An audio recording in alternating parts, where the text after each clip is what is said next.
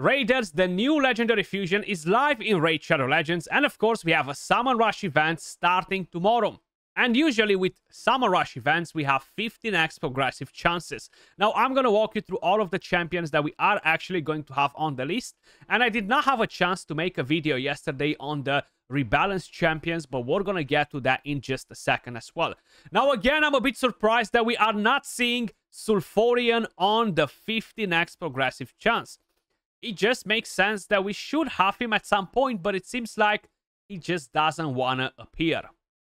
I was actually saving my Void Mercy for Sulfurion, but the other champion that is on the 15x progressive chance is actually one of the champions that I really want to get. So I'm actually going to pop my Voids tomorrow, guys. I'm going to pop my cherry, my Mercy for the Void Shards. Let me just quickly walk you through the 15x progressive chance list.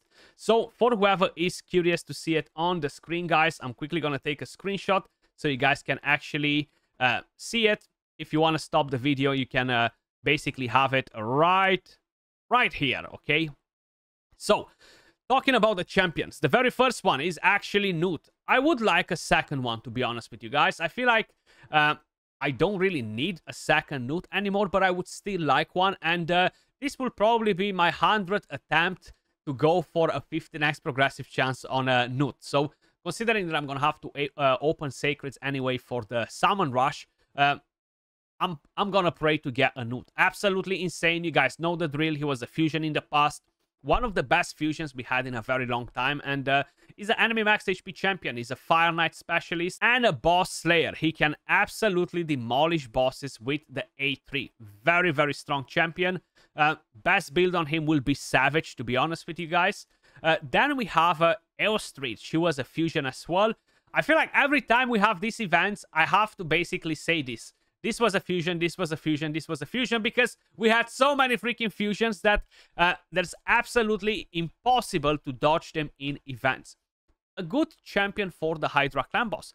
A lot of people were really underestimating her early on, but she's definitely proven herself to be a very solid champion for the Hydra clan boss. Unfortunately, the aura is only for arena.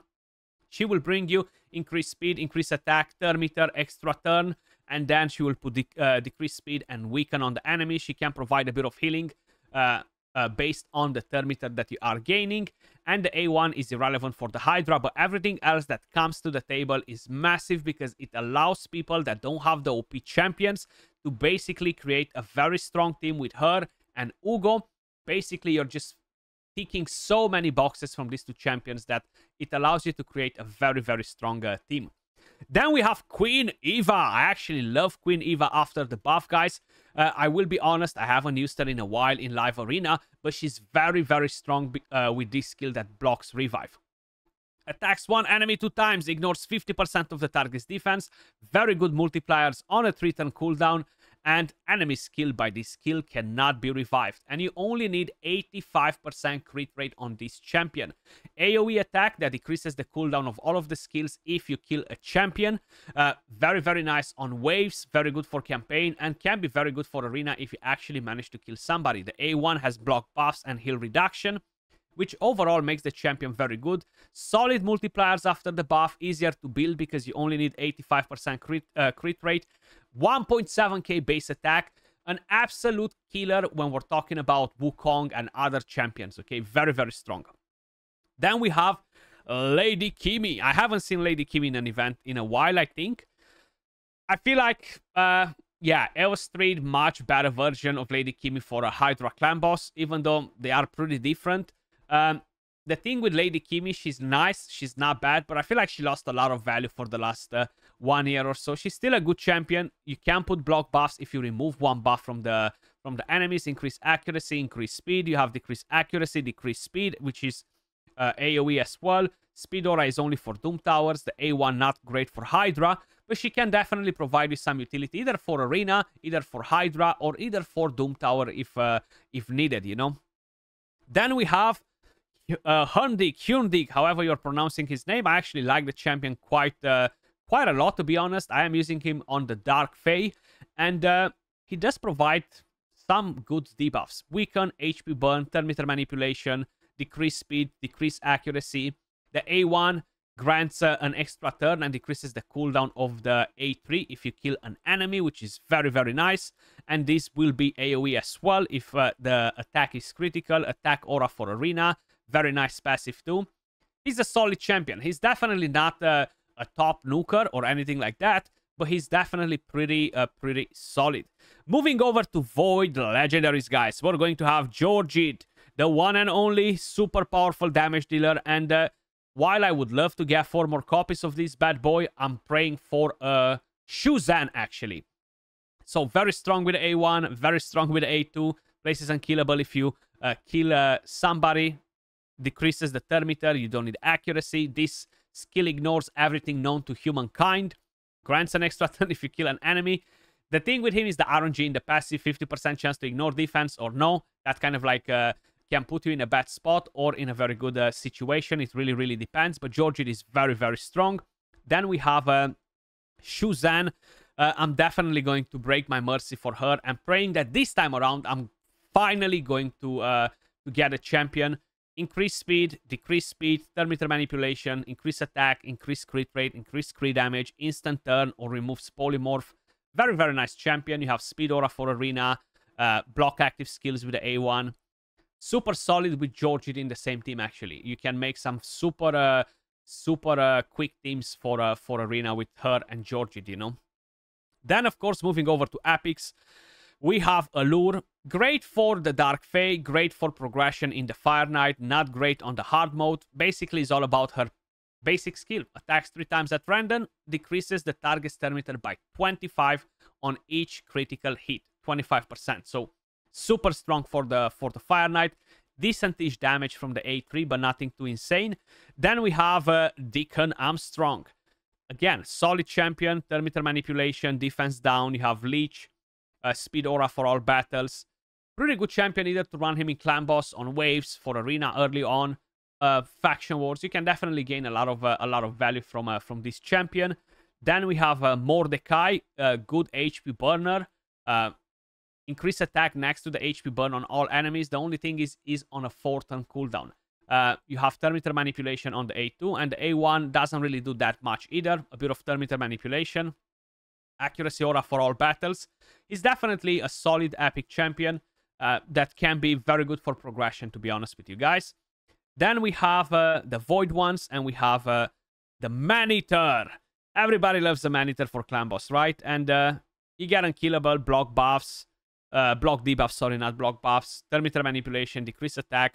He's well known for unkillable teams in the clan boss, basically. But you can use him in the Spider if you need for turn meter manipulation, in the Fire Knight, on the Dark Fae. You can definitely use this champion in quite a few different areas. And the final champion that we have on this 15x progressive chance, guys, is Ursula the Mourner. She's a good champion. She's one of the best epic revivers for Hydra clan boss. She brings you decreased attack, she brings you increased attack, she brings you increased defense, strengthen, a bit of healing with that. The speed aura is only for the Doom Tower. The A1 is nothing too crazy, but she can definitely be a pretty nice epic champion for progression in dungeons, even in Arena if you build her right, and of course, even in Faction Wars. She's gonna be the GOAT in Faction Wars.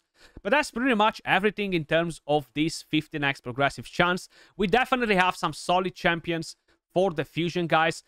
It's always good to basically have good 15x progressive chances while we have a fusion going at the same time, because for whoever is trying to go for the fusion and is opening shards, you have a good chance to cash in on some amazing champions at the same time. So it's kind of like a win-win, basically.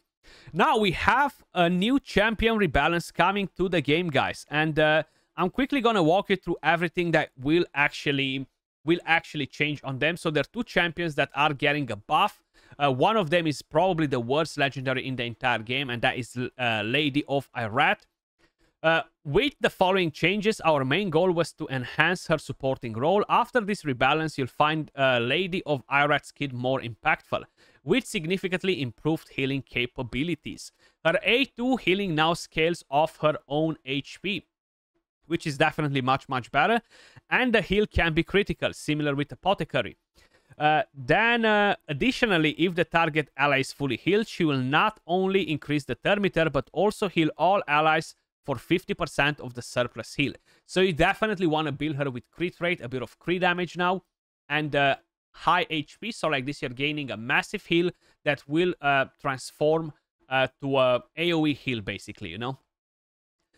Then, to help allies cycle through their skills more frequently, her A3 will now also reduce the cooldown of all ally skills by 1 turn, except for herself. And this will be on a 3-turn cooldown. That's definitely pretty nice. So this will be on the same cooldown, yeah. Nothing will change. She will still apply strengthen and continuous heal. So it's basically going to be like a mini Amic Trunkheart. She's not going to be able to reset Void champions or vice versa. But it's still going to be a pretty nice one. Or at least on paper, only the Void champions can reset themselves. So, decent, but I don't think she's going to be wow. You know, like a cleanse would have been nice on her kit, to be honest with you guys. So still a champion that I would not like to summon. Then, this has been probably expected since they announced Ninja. I was gonna say before that expect to see a Noble buff now that Ninja is back on the menu. Noble is the champion that empowers Ninja. A lot of you guys are like, Scratch, are you trolling me? You cannot have a +4 Ninja. Well, I can because I summoned a lot of Nobles and he empowers Ninja, okay? So he is absolutely rubbish at the moment, but he will get a buff, okay? So let me just quickly walk you through everything that is changing. We are enhancing Noble's kit to expand his role beyond his beyond being just a damage dealer, making him more versatile and a control type champion. The changes will grant him greater control over his enemies with his signature Fear debuff, the ability to buff himself, Terminator manipulations, and a tricky passive that can unexpectedly disrupt the enemy's composition. His A1 will now decrease the duration of all enemy buffs with 100% chance if the target enemy is under a fear or through fear. Definitely not bad. Noble's A2 will not only smack harder, but also grant him an increased attack buff if the target is under a fear or a true fear debuff. Decent. And his A3 will now steal 50% of the target's Terminator unconditionally. Additionally, if he manages to kill the target, the cooldown of the A2 will be reduced by 1 turn. This doesn't sound like it's gonna make him way more impressive than he is. He might be better for PvE, you know, wave control and stuff like that. Maybe in the Curse City, maybe in the Doom Tower. Then we tweaked his passive skill to become much more dangerous when Noble is paired with a Terminator control champion. Now he will place a fear debuff on enemies with 20% chance if their Terminator is reduced by any active turn meter reduction. When paired with Lady Kimi, Shuzan, or other champions with AoE Terminator reduction effects, you can set up some pretty nasty opportunities for nukers like Fortus, or simply keep the enemies constantly under fear debuffs. Still very curious to see how he will perform. The changes don't sound like game breaking or anything like that, but okay, let's just say that they sound acceptable. That was all for this video. Let me know your thoughts in the comments down below. If you are going to summon, and keep an eye, I have a different video coming on the fusion that you absolutely must watch before you're deciding if you're going for the fusion or no. As usual, much love. Appreciate all of you guys watching. Stay safe, and I'll catch you all in the next one. Peace.